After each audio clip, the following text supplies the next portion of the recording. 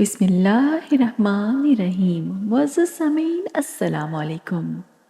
سامعین، اللہ تعالیٰ نے حضور اکرم صلی اللہ علیہ وآلہ وسلم کو بے شمار معجزات سے نوازا ہے، جن میں سے سب سے اعلیٰ ترین سفر معراج کا معجزہ ہے۔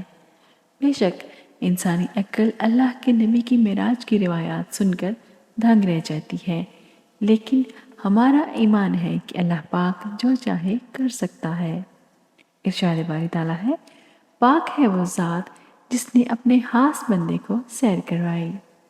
سامعین گرامی، اگر دیکھا جائے تو ہماری معلومات کے لیے تو یہ ایک آیت ہی کافی ہے کہ جس میں بتایا جا رہا ہے کہ نبی کریم صلی اللہ علیہ وآلہ وسلم کو سیر کروانے والی وہ ذات ہے جو ہر عیب، کمزوری، نقص اور کوتاہی سے پاک ہے۔ دنیا اور آسمان میں سب کچھ اس کی مرضی کے مطابق چلتا ہے۔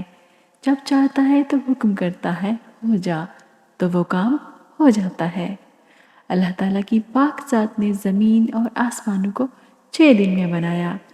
یہ وہی زمین و آسمان ہے جنہیں آج تک کوئی بھی مکمل نہیں کھوج سکا۔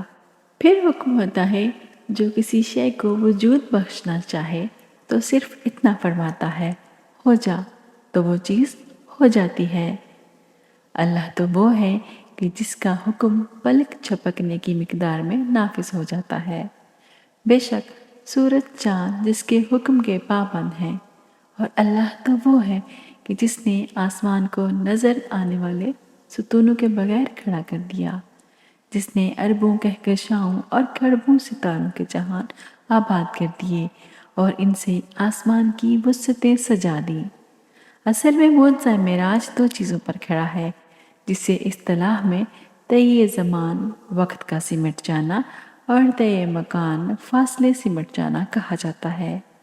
طی زمان کا مطلب یہ ہے کہ کئی لاکھوں سالوں کا وقت چند ہی عرصہ میں گزر جانا، اور طی مکان سے یہ مراد ہے کہ کئی لاکھوں سالوں کا سفر چند ہی وقت میں ہو جانا۔ زمان و مکان کی 100 ساتیں چند وقت میں ہو جانے کے بارے میں معجزات و کرامات قرآن و روایات سے ثابت ہوتی ہیں۔ طی زمان کی دلیل قرآن مجید کی سورہ بقرہ میں اس طرح سے ہے کہ جس کی تفسیر اس طرح بیان کی گئی ہے کہ حضرت عزیز علیہ السلام اپنی سواری پر بیٹھ کر کسی جگہ جا رہے تھے۔ آپ نے اپنے کھانے پینے کی چیزیں ساتھ رکھی ہوئی تھیں۔ حضرت عزیز علیہ السلام کا گزر ایک ایسی بستی سے ہوا جو تباہ و برباد ہوئی پڑی تھی۔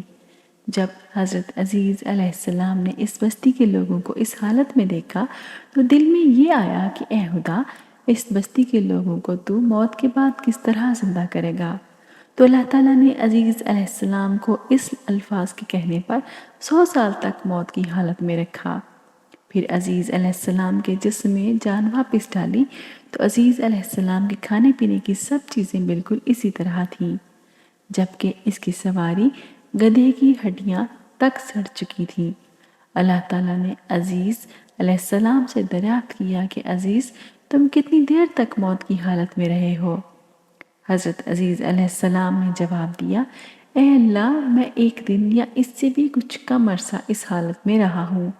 اللہ تعالیٰ نے فرمایا، اے عزیز، نہیں، تم 100 سال تک موت کی حالت میں رہے ہو، اس کے بعد تمہیں دوبارہ زندہ کیا گیا ہے۔ اپنی سواری گدھے کی طرف نظر مارو جس کی ہڈیاں تک کل سڑ گئی تھیں، اور اپنی کھانے پینے کی چیزوں کی طرف دیکھو جو ابھی تک ویسی کی ویسی ہی پڑی ہیں۔ یہ سب کچھ میں نے اس لیے کیا کہ تم آنے والے لوگوں کے لیے نشانی چھوڑ جاؤ۔ اللہ تعالیٰ نے حضرت عزیز علیہ السلام کو فرمایا، دیکھنا ہم آپ کے گدھے کو کس طرح زندہ کرتے ہیں۔ اللہ تعالیٰ نے فرمایا، ہو جا، تو گدھا دوبارہ اپنی پہلی حالت میں کھڑا ہو گیا۔ اسی کو طی زمان کہتے ہیں کہ بہت زیادہ عرصے کا چند لمحوں میں گزر جانا۔ اسی طرح طی مکان یعنی فاصلوں کا سمٹ جانا قرآن مجید کی سورہ نمل میں ہے کہ حضرت سلیمان علیہ السلام نے جب ملکہ بلقیس کے تخت کے بارے میں سنا جو کسی اور ملک میں کافی میلوں کی دوری پر تھا، حضرت سلیمان علیہ السلام نے بلقیس کو اللہ تعالیٰ کا حکم دینے کے لیے اپنے پاس بلایا تو اپنے جانشینوں کو حکم دیا کہ وہ تخت میرے پاس کون اٹھا کر لائے گا۔ ایک بہت بڑا اور طاقتور جن حضرت سلیمان علیہ السلام کو کہنے لگا، آقا، وہ تخت میں آپ کے دربار میں وقت ختم ہونے سے پہلے آپ کے سامنے پیش کر سکتا ہوں۔ جن کی بات سننے کے بعد حضرت سلیمان علیہ السلام نے اپنے ایک امتی کو بلایا جو اسم اعظم کا علم جانتا تھا۔ ان کا نام حضرت آصف بن برہیہ تھا۔ حضرت سلیمان علیہ السلام نے آصف بن برہیہ سے پوچھا کہ تم وہ تخت کتنی دیر کے اندر لا سکتے ہو؟ اس نے کہا، اے سلیمان علیہ السلام، میں وہ تخت آپ کی پلک جھپکنے سے پہلے آپ کے سامنے پیش کر سکتا ہوں۔ وہی ہوا، انہوں نے ملکہ بلقیس کا تخت حضرت سلیمان علیہ السلام کی پلک جھپکنے سے پہلے آپ علیہ السلام کی خدمت میں پیش کر دیا۔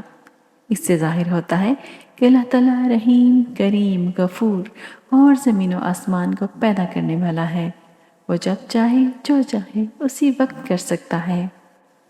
اللہ تعالیٰ وہ ذات ہے جو کہ ناممکن کو ممکن بنا دیتی ہے۔ ہم نے ان سب چیزوں کے بارے میں پڑھا ہے جو کئی سالوں کا سفر دنوں میں کر سکتی ہیں۔ ان سب حقائق کے ہوتے ہوئے غور کر لیں کہ ان تمام رفتاروں کا خالق، کائنات کا مالک، اگر اپنے رسول صلی اللہ علیہ وآلہ وسلم کو چند لمحوں میں لاکھوں میل کی سیر اور کروڑوں مشاہدات کروا سکتا ہے تو اس میں کوئی ناممکن اور خلاف عقل بات نہیں ہے۔ اللہ تعالیٰ ہم سب کو نیک اعمال کرنے کی توفیق عطا فرمائے۔ کثرت سے درود پاک پڑھیے اور کمنٹ باکس میں آمین لکھنا نہ بھولیے۔ اپنا اور دوسروں کا خیال رکھیے۔ اگر آپ میرے چینل پر نہیں ہیں تو اسے ابھی سبسکرائب کر لیجئے اور بیل آئیکن کو ضرور دبائیے، اور یہ ویڈیو اپنے دوستوں کے ساتھ شیئر کرنا نہ بھولیے۔ پھر ملیں گے انشاءاللہ۔ اللہ حافظ۔